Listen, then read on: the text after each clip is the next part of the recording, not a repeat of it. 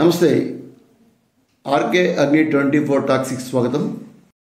జాతీయ డెంగ్యూ దినోత్సవాన్ని పురస్కరించుకొని వైద్య ఆరోగ్య శాఖ ఆధ్వర్యంలో పట్టణ ప్రాథమిక ఆరోగ్య కేంద్రం సిబ్బంది, అధికారులు, డాక్టర్లు మార్కాపురం పట్టణంలో ర్యాలీ నిర్వహించారు. ఈ ర్యాలీ కార్యక్రమంలో డాక్టర్ శ్రావణ్ తేజ పాల్గొని ర్యాలీని ప్రారంభించారు.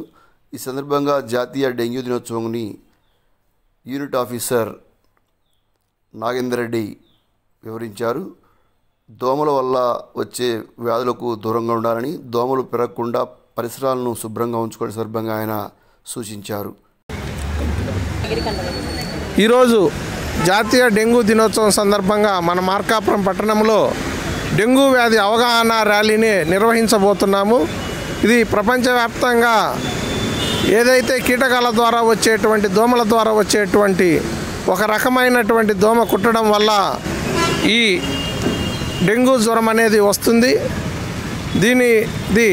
ఇది ముఖ్యంగా చిన్నపిల్లలకు, వృద్ధులను టార్గెట్ చేస్తూ ఇది రావడం జరుగుతుంది. ఈ జబ్బు అనేది ఇది పగటిపూటనే కుట్టేటువంటి దోమ ద్వారా వస్తుంది. ఇది మంచినీటిలో పెరిగేటువంటి దోమ.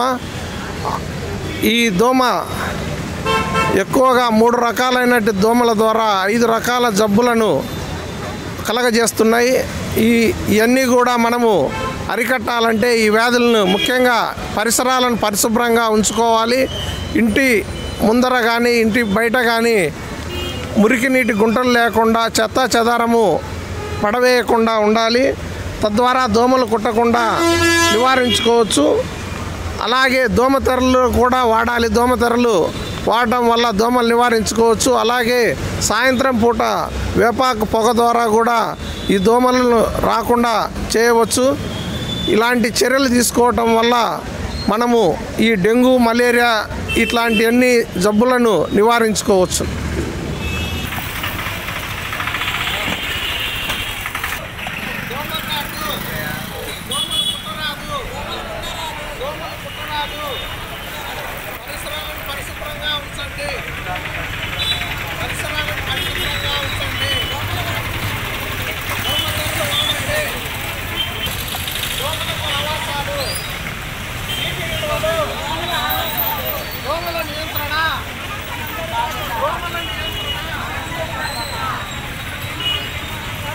Thank you for watching RK Agni 24 Talks.